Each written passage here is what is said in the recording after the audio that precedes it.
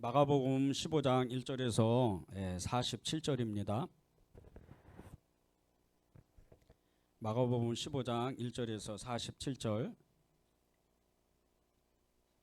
제 성경이 신약 성경 82쪽입니다. 다 찾으셨죠? 우리 한 절씩 이렇게 교독하겠습니다.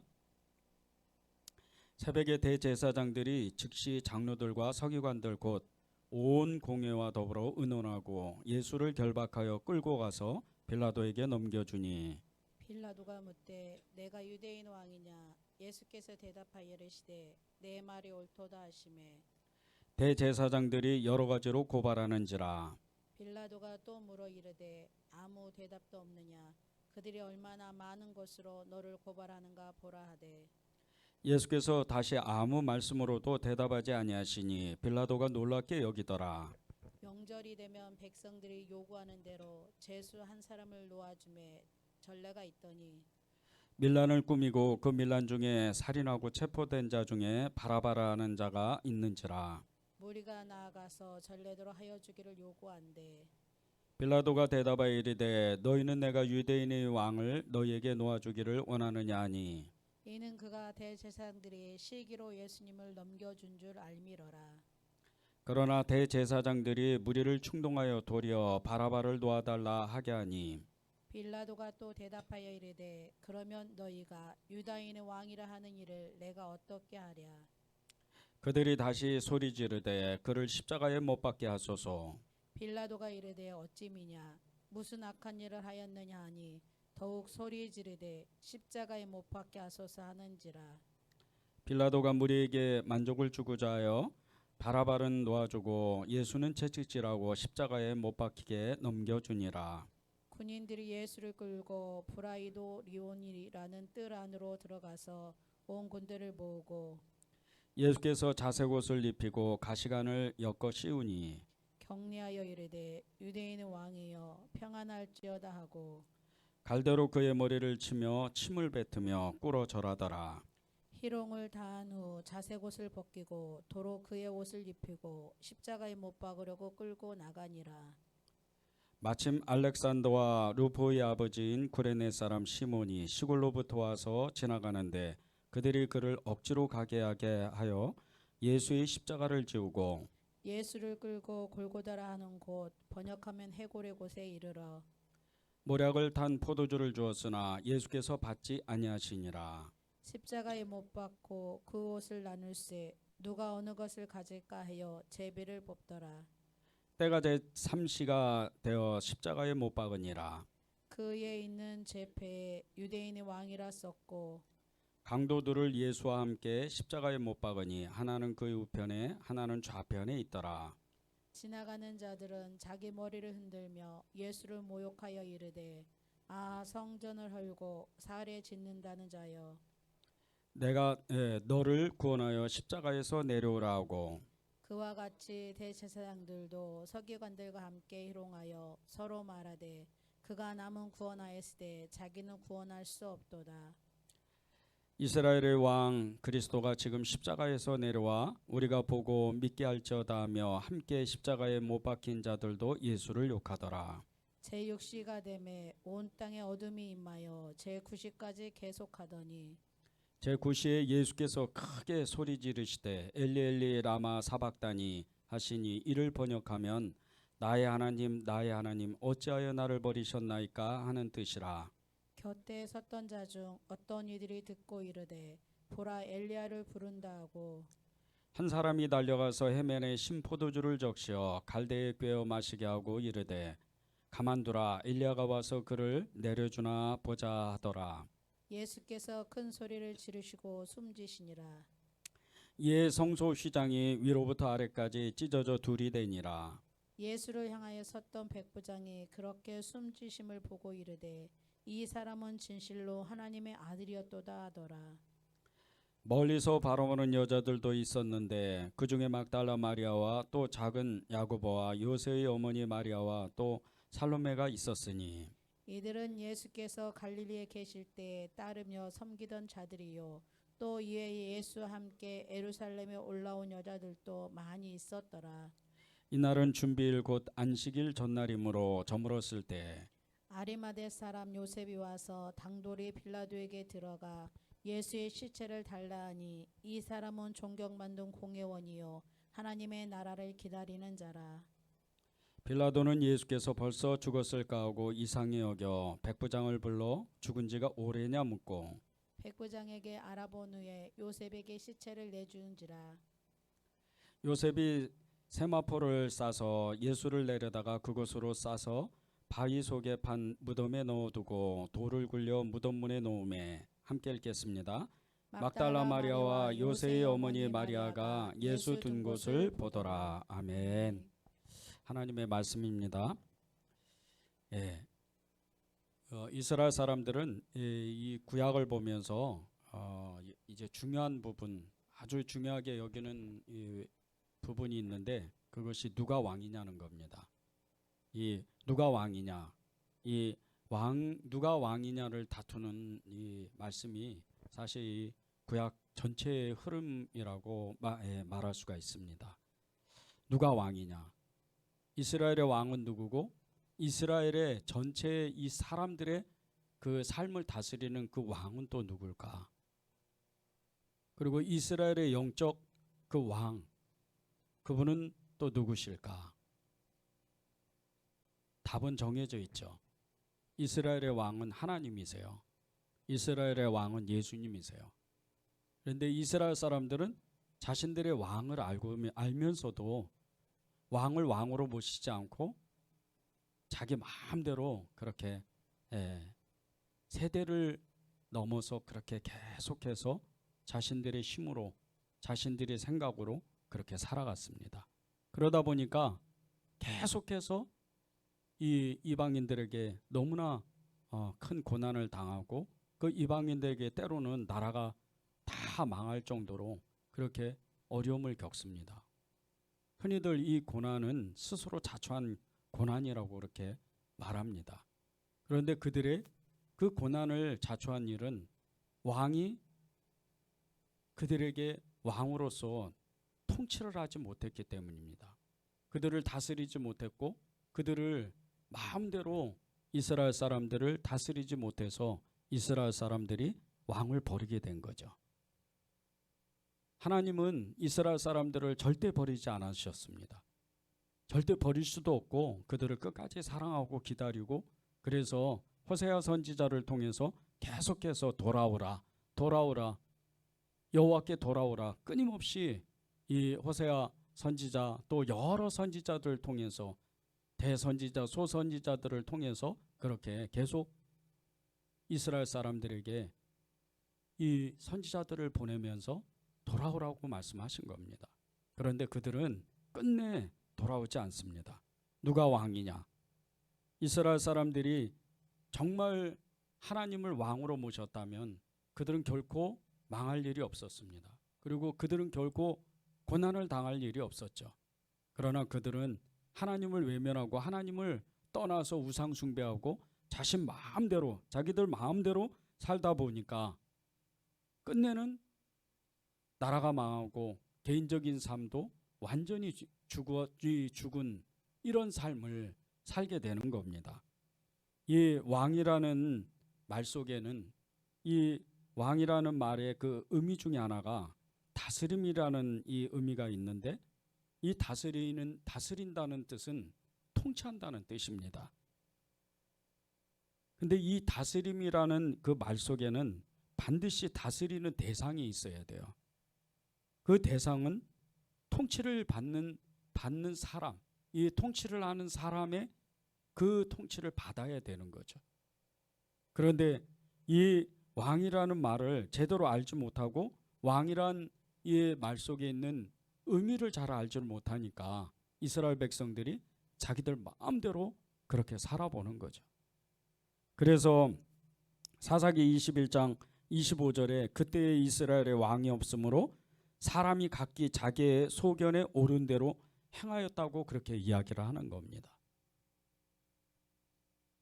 왕이 없으니까 자신의 마음대로 생각대로 자신의 계획대로 그렇게 자신의 일생을 살고 가족 단위로, 마을 단위로, 국가 단위로 그렇게 자신 마음대로 살다 보니까 끝내는 나라 전체가 우상 숭배를 하는 거예요.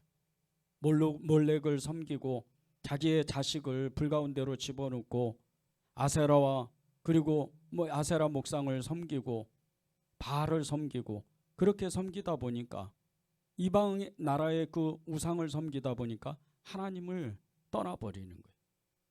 그러니까 선택받은 이스라엘 백성이 하나님께 징계를 받을 수밖에 없고 그들은 고난을 받을 수밖에 없고 끝내는 나라가 망할 수밖에 없다는 겁니다.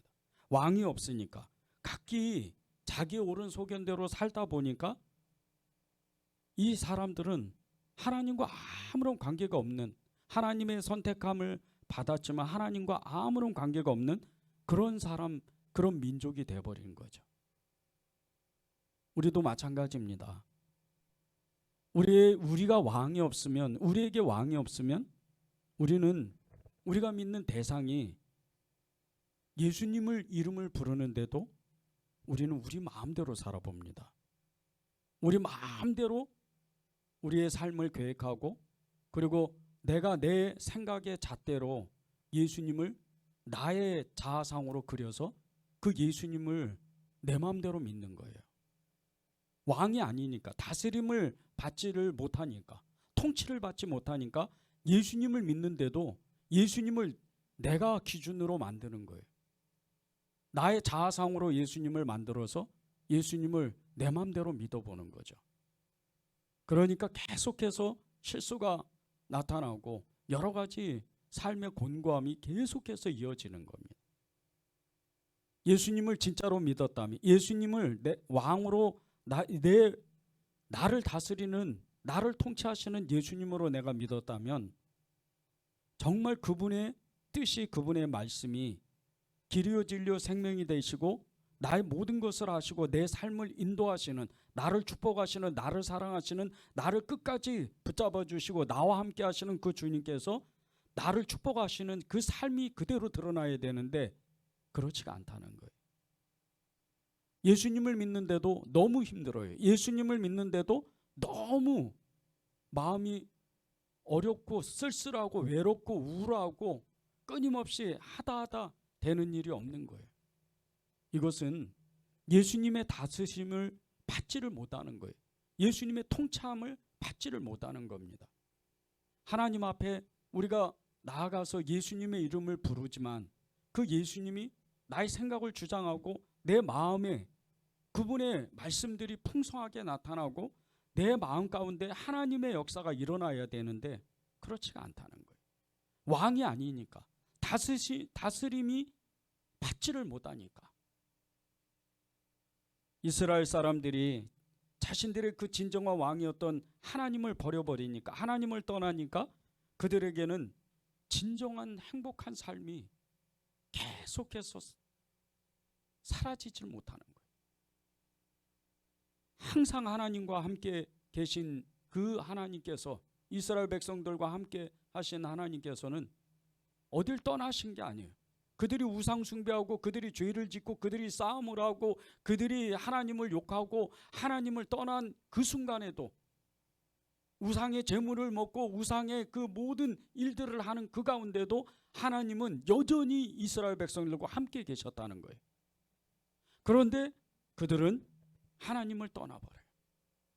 이집트에서 400년을 살고 출애굽에서 40년, 사사기 이 기간 동안 350년 가까이를, 그리고 남유다와 북이스라엘의 왕조 시대를 수백 년 동안 거치고 그렇게 오랜 시간 동안 하나님을 믿었다 그랬지만 결국은 나라가 망해버리는 거예요. 왜 나라가 망해요? 하나님이 그들을 다스리시는데, 하나님이 통치하시는데.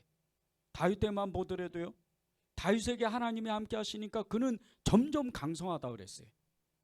다윗이 하나님을 붙잡으니까, 하나님께 의지하니까 다윗 평생에 다윗과 같이 복을 받은 사람이 없을 정도로 그는 날마다 강성해지는 거예요. 그런데 이 강성해진다는 말은요, 단순히 강성해진다는 게 아니에요.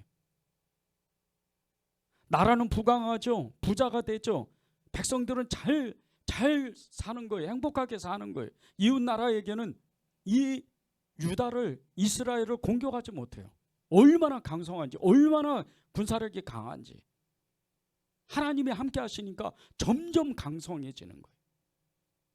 그냥 단순히 강성해지는 게 아닙니다. 점점이에요. 점점. 더 강성해지고 더 강성해지고 더 강성해지는 거예요. 하나님이 함께 하시니까. 그가 하나님의 다스림을 받고 하나님의 통치함을 받으니까 다윗이 강성해지는 거예요.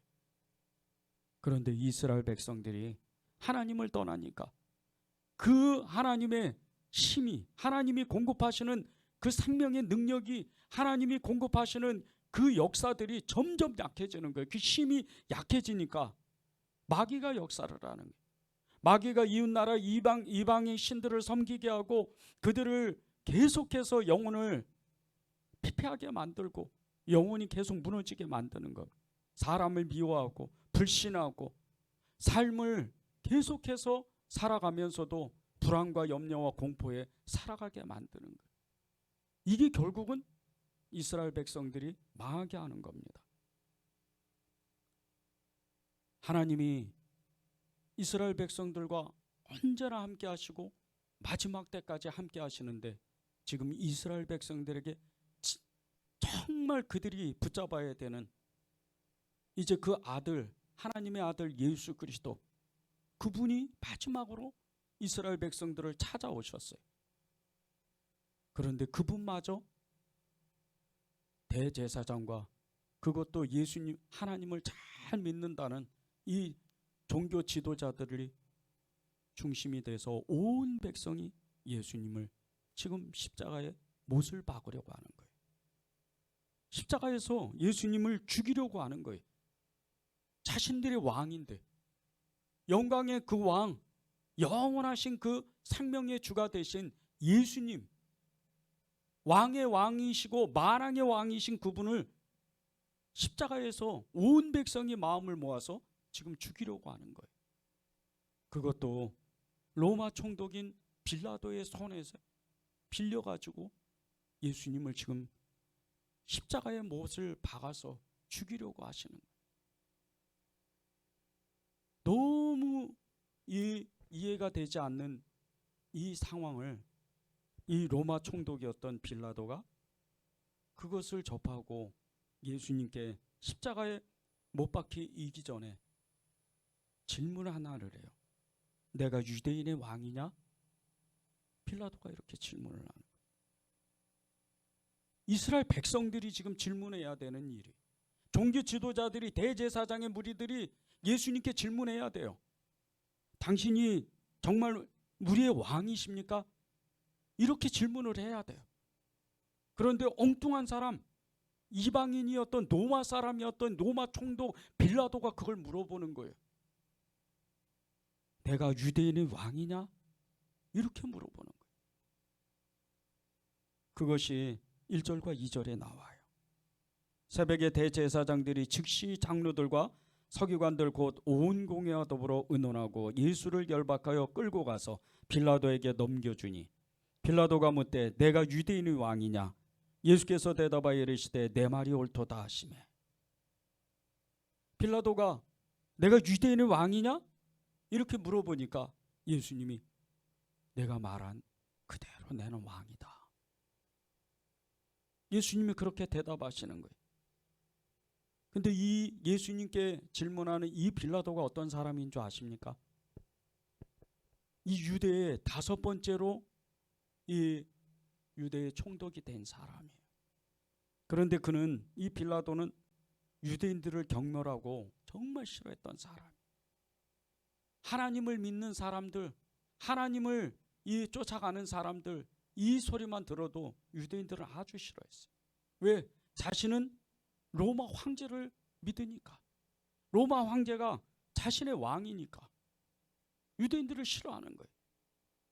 너무 경멸하고 싫어해서 그는 정말 잔인하게 이 유대인들을 괴롭혀요.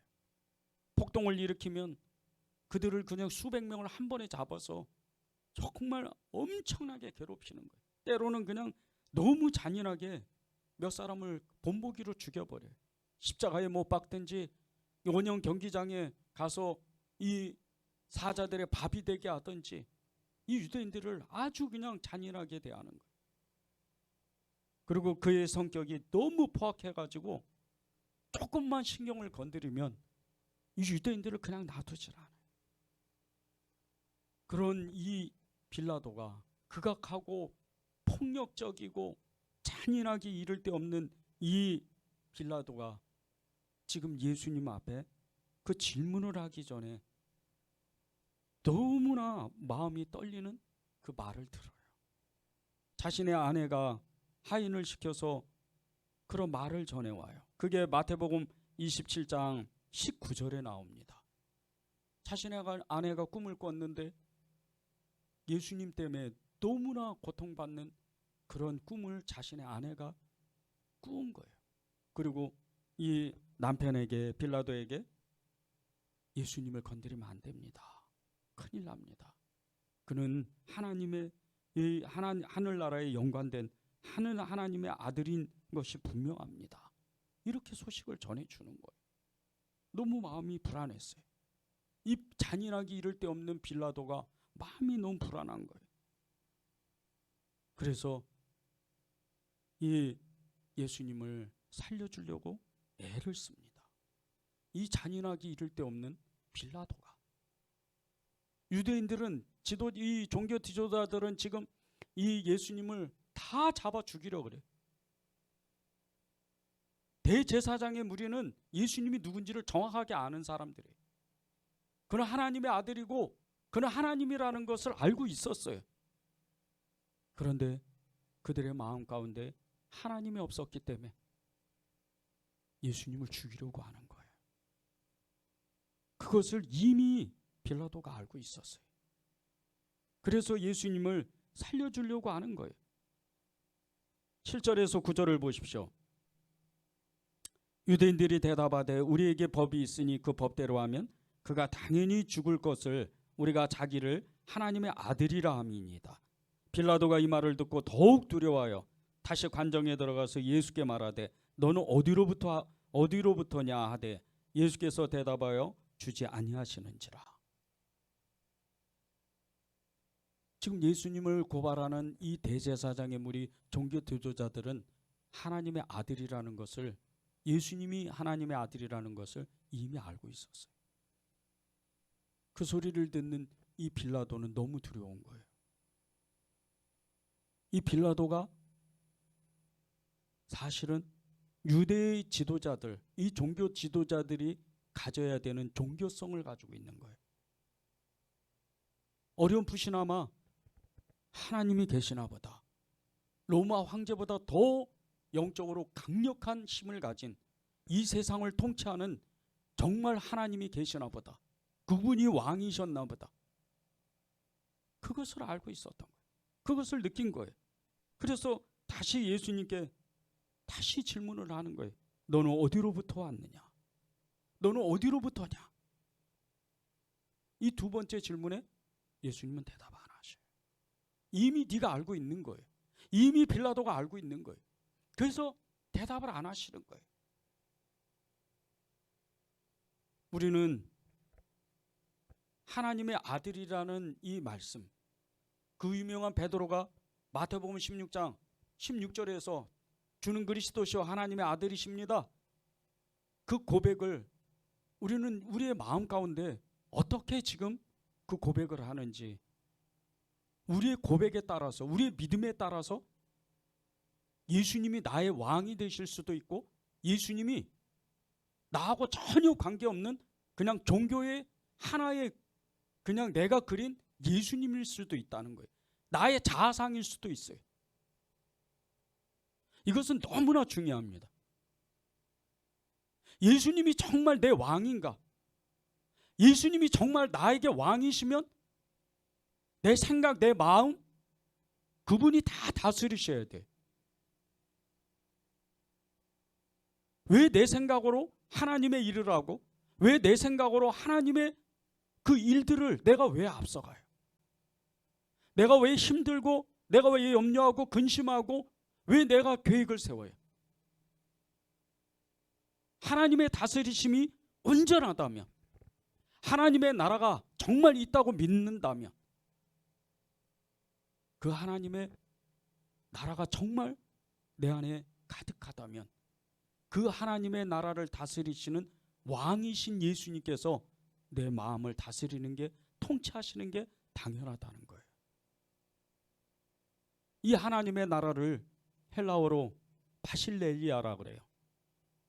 이 바실레이아, 이것은 하나님의 나라의 그 영역이 있다는 거예요. 하나님의 나라의 영역이 내가 거기에 속해 있다면 나는 하나님의 그 말씀이 나에게 들려질 수밖에 없는 거예요.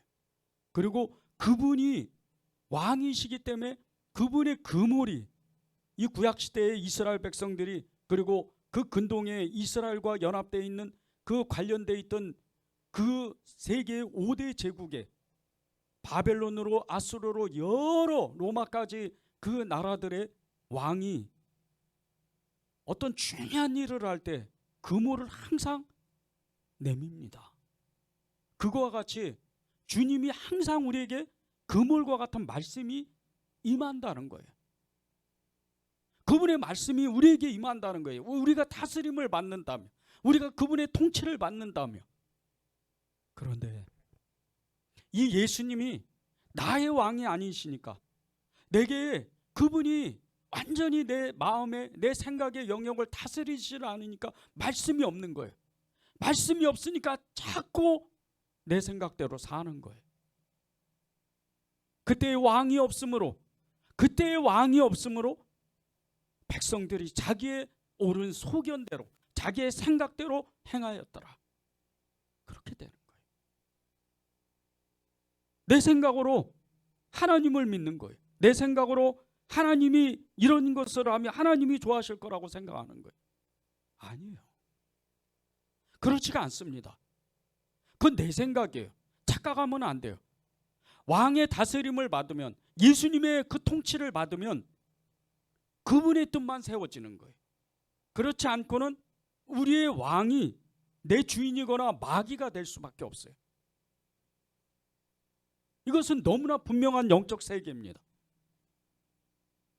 하나님이 나를 다스리지 않으면 마귀가 내 생각을 다스릴 수밖에 없어요. 마귀가 나를 주장할 수밖에 없는 거예요. 많은 사람들이 이것에 속아 넘어갔어요. 많은 사람들이 이것 때문에 신앙을 잃어버리고 예수님을 잃어버리고 예수님을 떠나버리는 거예요. 가룟 유다가 그랬죠. 베드로가 너무나 큰 엄청난 그 실수라고 하는데 그것은 실수가 아니에요. 마귀의 밥이 될 뻔했어요. 예수님이 이미 아셨어요. 그리고 예수님이 그 마지막 때에 잡히시기 전날 밤에 베드로에게, 제자들에게 그렇게 말씀하신 거예요. 시몬아, 마귀가 우는 사자였지.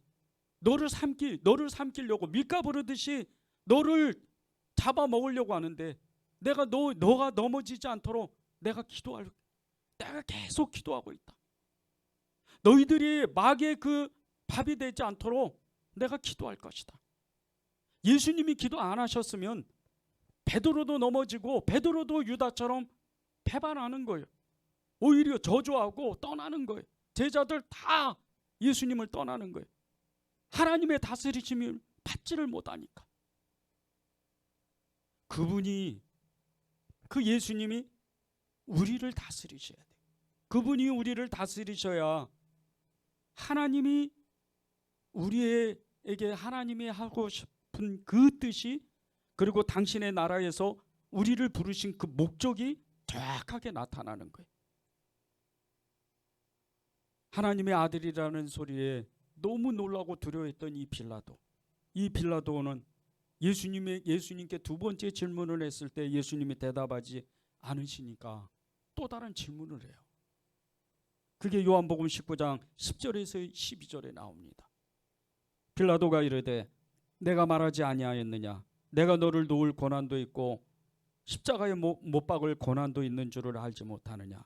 예수께서 대답하시되 위에서 주지 아니하셨더라면 나를 해할 고난이 없었으리니 그러므로 나를 넘겨준 자의 죄는 더욱 크다 하시니라. 빌라도가 마지막으로 이제 예수님을 풀어주려고 조금 마음이 좀 너무 불안하고 두려우니까 예수님을 풀어주려고 그렇게 이야기를 하는 거예요. 제대로 이야기를 해라. 내가 너를 놓아줄 권한도 있고 그리고 십자가에 못 박을 권한도 있다. 근데 그 질문에 예수님이 전혀 엉뚱한 얘기를 하셔. 위에서 허락하지 않으면 너는 나를 죽일 수가 없다는 거예요. 지금 비록 예수님이 너무나 어려운 처지에 지금 계시지만 그것은 하나님이 허락하셨다는 거예요. 십자가에 못 박는 것, 십자가의 고난, 그 죽음, 부활, 그 모든 것도 하나님이 허락하셨다는 거예요. 로마 황제가 아니고 빌라도 너가 아니고 하나님이 허락하셨다는 거예요. 거기에 이 빌라도는 너무나 두려워요. 너무나 두려운 거예요.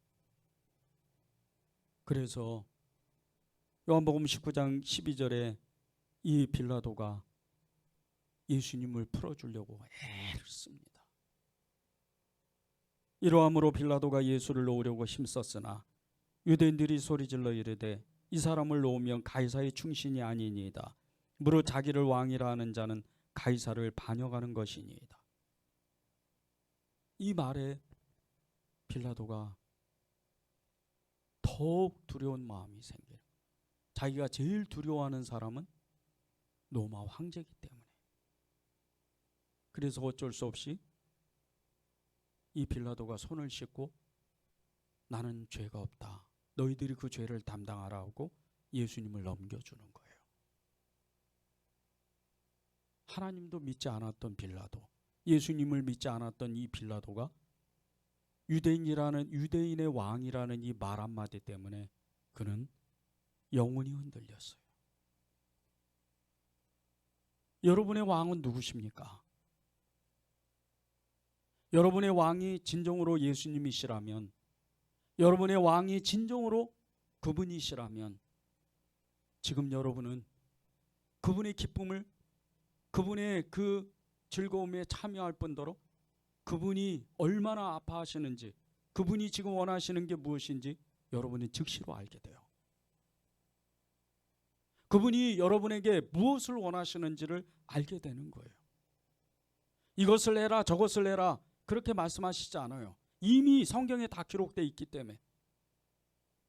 사람이 왜 겸손하고 왜 사람이 하나님 앞에 정말 두렵고 떨리는 마음으로 하나님의 일들을 하고 하나님의 나라를 꿈꾸고 전도하고 선교하고 가난한 사람을 왜 돕겠어요? 그분이 나의 왕이시니까, 그분이 말씀하신 게 기록되어 있는 성경이 말씀하시니까 내가 그 말씀대로 순종하는 거예요. 복종하는 거예요. 왕에게는요 순종이 아니에요, 복종입니다. 여러분 잘 하셔야 돼요.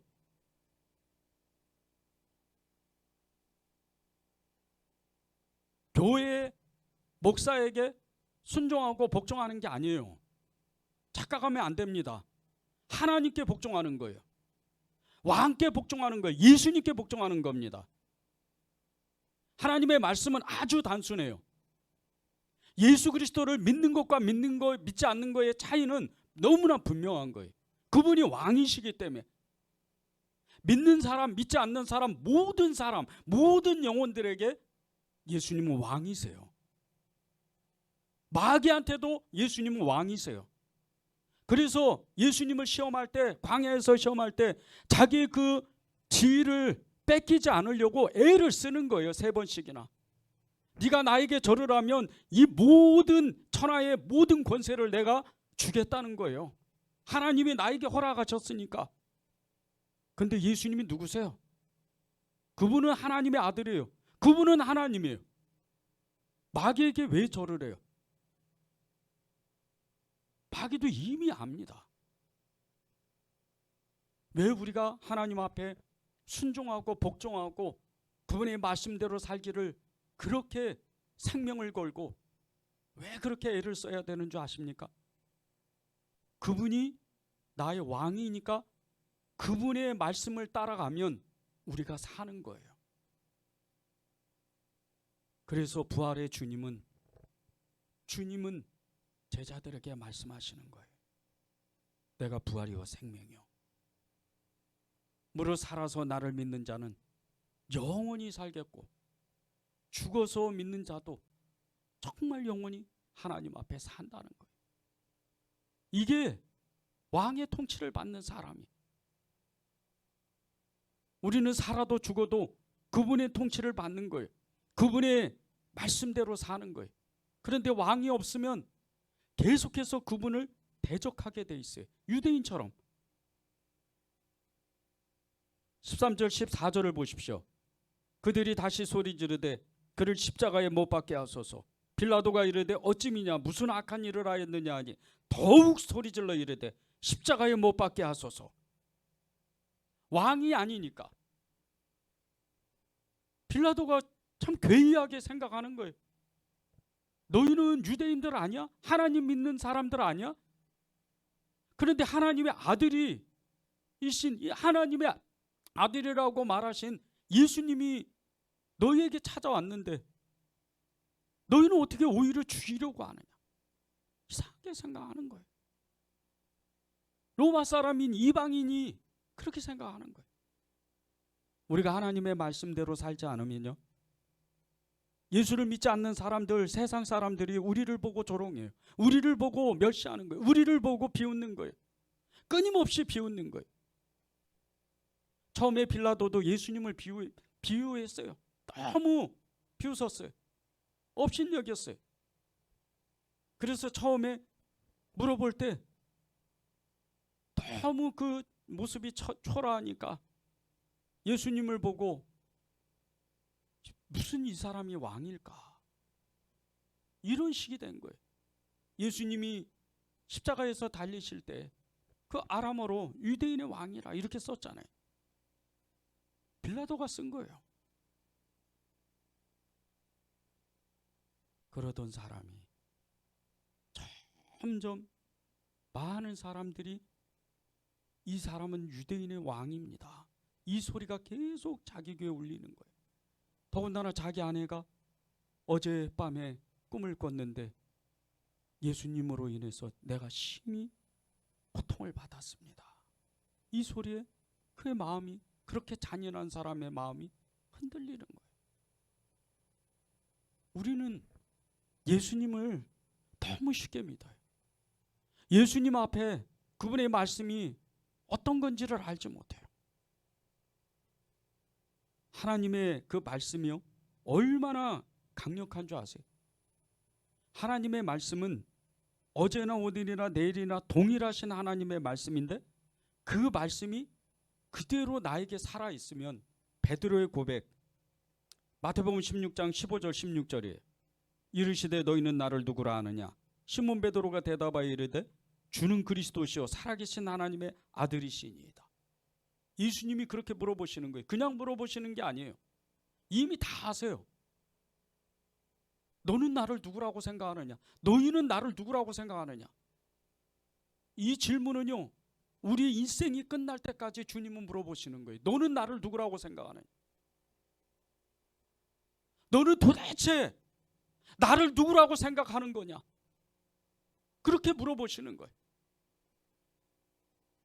그때 우리가 베드로처럼 주는 그리스도시요 살아계신 하나님의 아들이십니다, 이렇게 고백하려면 그분의 모든 말씀, 그분의 뜻에 절대적으로 복종하는 그 각오가 돼 있어야 돼요.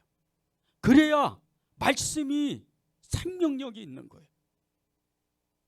아버지와 아들은요, 그 유전자가 똑같아서 아버지가 하는 행동을 그대로 아들도 따라한대요. 그래서 주님이 늘 말씀하시는 거예요. 아버지께서 일하시니 나도 일한다. 요한복음 전체에 이 전체를 읽어보면요, 계속해서 예수님은 아버지를 얘기하세요. 하나님을 얘기하세요. 하나님을 얘기하시는데 아버지 계속 일하세요. 그 아버지가 일하니까 내가 아버지 속에 있으니까 아버지도 내 속에 있습니다. 계속 이런 식으로 얘기를. 아버지께서 일하시니까 나도 일합니다. 그 예수님이 우리의 왕이신 거예요. 우리 안에 계세요. 그러면 예수님이 일하시는 건 하나님이 일하시는 건데 그 하나님 아버지가 일하시면 예수님도 일하시고 나도 일을 하는 거예요. 이게 왕의 통치를 받는 사람의 믿음의 모습인 거예요. 그분의 말씀이 사실이라면, 그분의 말씀이 능력이라면,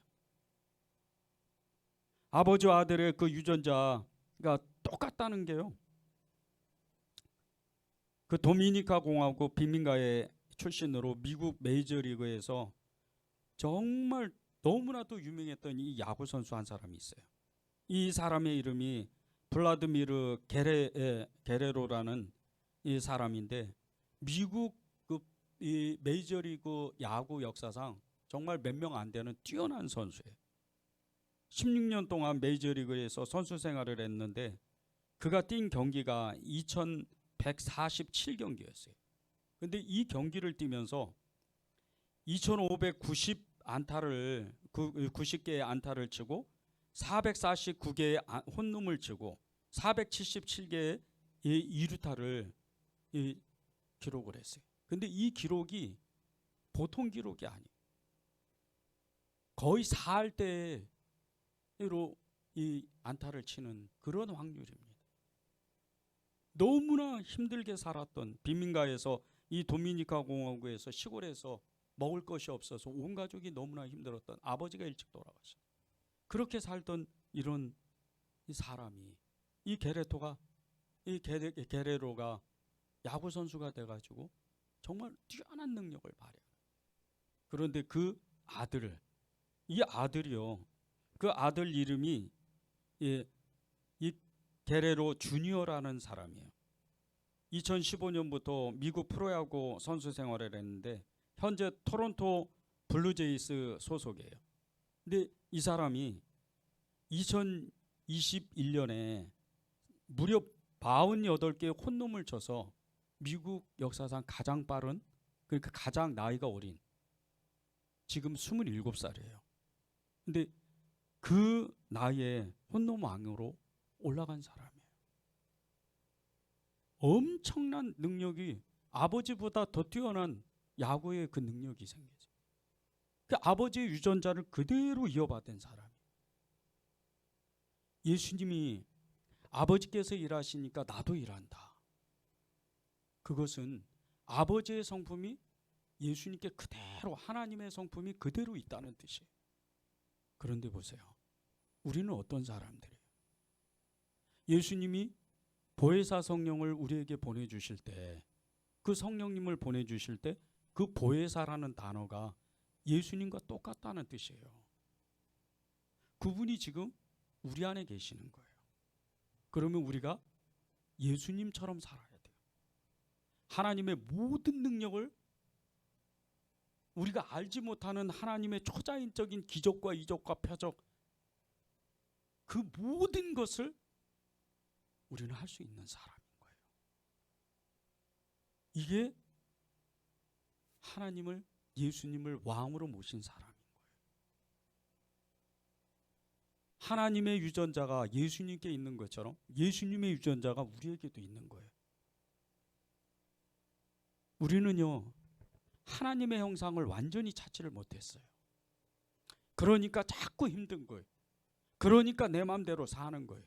그러니까 내 옳은 소견대로, 내 생각대로 살아보는 거예요. 아니에요. 그건 마귀가 하는 일입니다. 우리가 하나님의 말씀대로 사는 거예요. 예수님을 잘 믿읍시다. 율법이 아니에요. 목사님들이 말씀을 전할 때 그냥 믿읍시다, 이렇게 전하는 이유가 있어요. 믿음은요, 믿으려고 믿는 게 아닙니다. 우리 안에 계신 성령님이 예수님의 이름을 계속 부리는 우리의 입술 고백, 그것 때문에 일을 하시는 거예요. 여러분이 실험해 보세요. 하루에 1000번만 예수님의 이름을 불러보세요.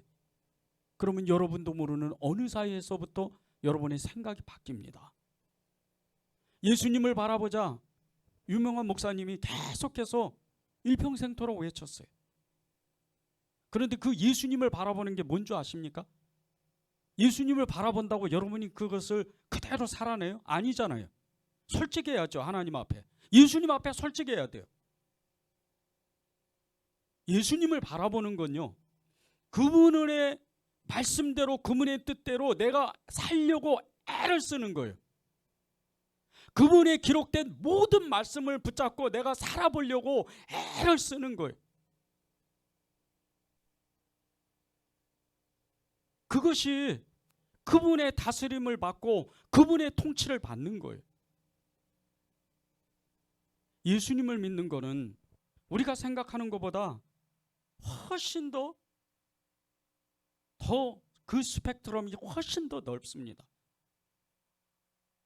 단순히 예수님을 믿는다고 눈이 열리는 게 아니에요. 그분을 따라서 그분의 삶이 어떤지, 그분이 어떻게 살았는지, 그분이 무슨 말씀을 했는지, 그분이 어떤 행동을 하셨는지 그것을 계속 따라가게 될 때, 그것을 우리가 그 말씀대로 그대로 살아보려고 애를 쓸 때, 그분의 말씀에 복종하려고 애를 쓸 때, 실제 우리 안에 계신 성령님으로, 그 예수님으로 우리가 그 삶을 살아내는 거예요. 그러면 우리도 우리의 생각이 예수님과 연합되고 그 생각이 하나님과 연합되어서 하나님의 뜻이 그대로 우리에게 나타나는 거예요. 요한복음 17장 2절에서 4절을 보세요. 세 번역으로 제가 읽겠습니다. 아버지께서는 아들에게 모든 사람을 다스릴 권한을 주셨고, 따라서 아들은 아버지께서 맡겨주신 모든 사람에게 영원한 생명을 주게 되었습니다. 영원한 생명은 곧 참되시고 오직 한 분이신 하나님 아버지를 알고 또 아버지께서 보내신 예수 그리스도를 아는 것입니다. 나는 아버지께서 나에게 맡겨주신 일을 다하여 세상에서 아버지의 영광을 드러내었습니다. 우리가 예수님을 믿는 거는요, 하나님을 아는 것이래요. 그런데 그것이 영생이라는 거예요. 근데 주님이 4절에서 이렇게 또 말씀하세요. 나는 아버지께서 나에게 맡겨준 일을 다하여 세상에서 아버지의 영광을 드러냈습니다. 예수님이 아버지의 영광을 드러낸 일이 뭐예요? 이스라엘 백성들, 소외되고 연약하고 가난하고 병든 사람, 모든 사람들을 찾아다니면서 하나님의 나라, 아버지의 하나님은 분명히 살아계신 자의 하나님입니다. 회개하고 하나님 나라 돌아오세요. 하나님께 돌아오세요. 그 얘기하신 거예요. 그래서 그것을 믿게 하려고 가난한 사람 도와주고 병든 사람 치유하고 귀신 내쫓고, 그리고 오병이의 기적, 칠병이의 기적, 나사로까지 죽은 자를 살려내시고 그 일을 하신 거예요. 믿으라고. 예수님이 하시는 일은 하나님 아버지가 왕이시라는 거, 하나님 아버지가 진짜 하나님이시라는 거, 그것을 믿게 하려고. 하나님 나라가 분명히 있다는 거. 이 하나님의 나라가 어디입니까? 천국 아닙니까? 그거 믿게 하라고. 그런데 이 4절에 보세요. 맡겨주신 일을, 아버지께서 맡겨주신 일을 제가 다 했습니다. 그리고 세상에서 아버지의 영광을 드러냈습니다. 그럼 우리가 한 일은 뭐죠? 우리가 할 일, 아버지의 그 유전자를 받아서 그대로 그 모든 아버지 하나님의 일을 하셨던 예수님이 그 일을 하셨는데, 우리는 똑같이 예수님과 같이 그 일을 하는 거예요. 그게 하나님이, 예수님이 나에게 왕이 되신 거예요. 이게, 이 일을 하려고 하니까 마귀가 우리를 끊임없이 공격해야 되는 거예요. 끊임없이 마귀가 우리를 찾아와서 아니라고 거짓말을 하는 거예요. 속으면 안 돼요. 예수님이 부활의 주님으로 우리를 찾아오셨는데, 이 부활의 주님으로 찾아오실 때 그 왕을 내가 정말로 믿을 것이냐, 믿지 않을 것이냐, 인정할 것이냐, 그 왕을 인정하지 않을 것이냐는 우리의 선택에 달려 있어요. 그것은 주님이 태초로부터, 첫사람 아담으로부터 우리에게 주신 인격적인 하나님의 선물이었어요. 믿는 거요? 하나님을 따라가는 거, 복종하는 거, 말씀대로 사는 거 믿습니다. 훈련 받는다고 안 돼요. 못합니다. 내 안에 왕이 나를 다스리지 않으시니까, 못하시니까. 그분이 나를 다스려야, 제자 훈련 받아도 그분이 나를 다스려야, 말씀을 들어도 그분이 나를 다스려야, 성경을 읽어도 예배를 드려도 봉사해도 하나님의 일을 해도 하나님의 영광이 드러나게 되는 거예요. 그런데 그렇지 않고는 하나님의 영광이 드러나는 게 아니에요. 내 영광이 드러나는 거죠. 내가 한 거예요. 하나님 가만히 계세요. 제가 하나님 일할 거예요. 이렇게 되는 거예요. 그러니 그분이 나에게 어떻게 왕이 되겠어요? 예배, 기도, 봉사, 헌신 이런 거 다 해도요, 예수님이 없으면 아무것도 아니에요. 예수님이 없으면 그건 다 세상 일이, 마귀의 일이 될 수도 있어요. 내 마음의 중심이 왕이신 예수님이 중심이 되지 않고 내 가장 깊은 곳에서부터 그 왕을 내가 인정하지 않으면 내 믿음은 혹시 헛것이 될 수가 있다는 거예요. 아물 알타가 2017년 9월 16일 날 사망한 파키스탄 무슬림 출신의 기독교 변증가인 나빌 쿠레시라는 이 박사가 정말 아름다운 믿음의 고백을 했어요. 죽기 전에. 그는 죽기 얼마 전에 정말 그 극심한 암의 고통 속에서도 하나님은 사랑이십니다. 서로 사랑하십시오. 이렇게 유언을 남겼어요. 그 짧은 영상에. 그런데 이 나빌 쿠레시는 정말 독실한 무슬림이었어요. 그가 이민 가정으로서 미국에서 살면서 정말 이 알라를 얼마나 신실하게 섬겼는지 그 주변 사람들이 다 이 사람은 진짜 독실한, 정말 신실한 무슬림이다. 얼마나 사람이 순한지, 얼마나 사람이 착한지 그럴 정도였어요. 그렇게 살다가 한 미국인 친구를 만났는데 너무 사람이 좋은 거예요. 그리고 그와 금방 허물없이 지내게 됐어요. 그런데 자꾸 만나면서 뭔가 이렇게 벽이 자꾸 생기게 돼요. 근데 알고 보니까 그 미국인 친구가 예수님을 믿는 사람인 거예요. 그래서 이 쿠레시가 정말 이 기독교가 잘못됐다는 거, 내 사랑하는 친구가 잘못 믿고 있다는 것을 알려주려고 이 이슬람교에 대해서 아주 심도 높게 공부를 시작을 해요. 정말 아주 집중적으로 공부를 해요. 얼마나 머리가 뛰어났는지. 그렇게 공부를 하다가 눈이 갑자기 열려요. 자기가 그렇게 30년 가까이를 왕으로 모셨던, 자기의 주인이라고 생각했던 알라가 주인이 아니고 예수님이 진짜 왕이라는 걸 알게 됐어요. 그리고 그가 책 하나를 씁니다. 알라를 찾다가 예수를 만나다. 유명한 책이에요. 미국의 이 초베스트셀러 이 서적이에요. 알라를 찾다가 예수를 만난다. 그리고 그가 변화돼요. 정말 유명한 기독교 변증가가 됩니다. 그런데 하나님이 이 나빌 쿠레시를 얼마나 사랑하셨는지 그를 일찍 데려가시고 암으로 죽으니까 34살에 하나님 앞에 갑니다. 자기가 그동안 몰랐던 자신의 이 삶의 주인이었던 분이 예수님이었다는 거예요. 이거를 한순간에 알게 됐어요. 공부를 하면 할수록 얼마나 많이 공부를 했는지 진짜 이 쿠레시가 가는 곳곳마다 강연하는 그 교회들, 어디 이 모임체 이런 데 가는 데마다 회개가 일어나고 하나님을 다시 만나고 그런 역사가 엄청나게 일어났어요.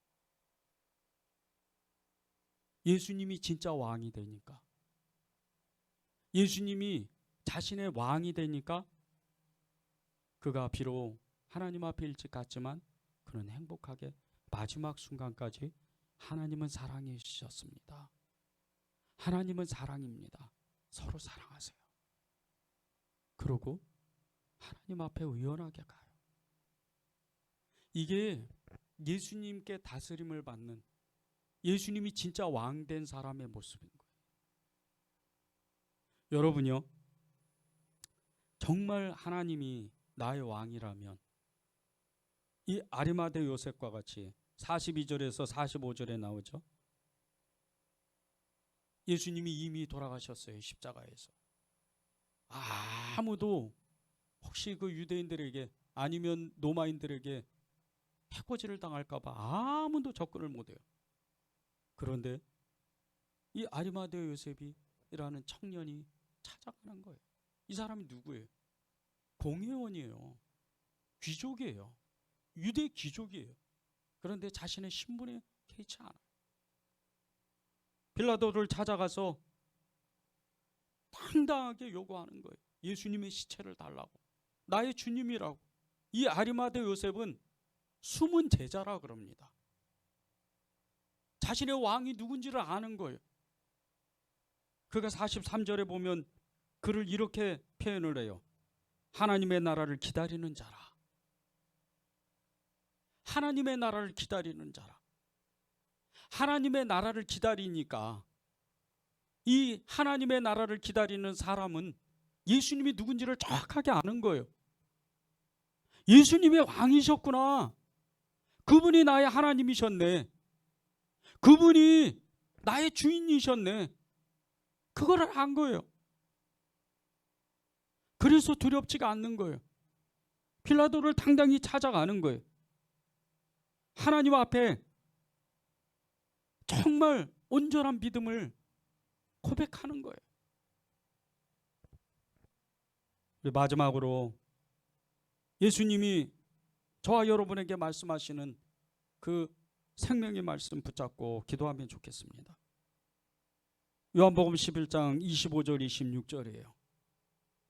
너무나 유명해서 이 말씀이 들어도 정말 우리의 마음을 계속 붙잡게 되는 그런 말씀이에요. 예수께서 이르시되 나는 부활이요 생명이니 나를 믿는 자는 죽어도 살겠고 무릇 살아서 나를 믿는 자는 영원히 죽지 아니하리니 이것을 내가 믿느냐. 예수님이 이 마르다에게 한 게 아니에요. 마르다에게도 했고 그 주변에 있는 사람들에게도 말씀하셨지만 지금 2000년이 지나서 저와 여러분에게 동일하게 똑같은 그 마음으로 똑같은 심정으로 우리에게 말씀하시는 거예요. 예수께서 이르시되 나는 부활이요 생명이니 나를 믿는 자는 죽어도 살겠고 무릇 살아서 나를 믿는 자는 영원히 죽지 아니하리니 이것을 내가 믿느냐. 이것을 내가 믿느냐. 그것을 믿는 사람이 그분의 다스림을 받는 겁니다. 우리 이렇게 기도했으면 좋겠습니다. 하나님, 정말 제가 처음 믿었을 때부터 주님은 저의 왕이셨습니다. 우리들의 왕이셨습니다. 또다시 이 자리에서 주님께 고백하는 것은 주님이 친정으로 저의 생각과 마음과 저의 모든 것에 왕이 됐으면 좋겠습니다. 그리고 주님이 말씀하실 때 주님이 뜻하시는 것, 그 모든 것을 그대로 살아낼 수 있도록 제 생각과 마음과 그리고 저의 모든 것을 붙잡아 주시옵소서. 주님은 왕이십니다. 우리 그 마음으로 전심으로 주님의 이름 한번 부르고 기도하겠습니다.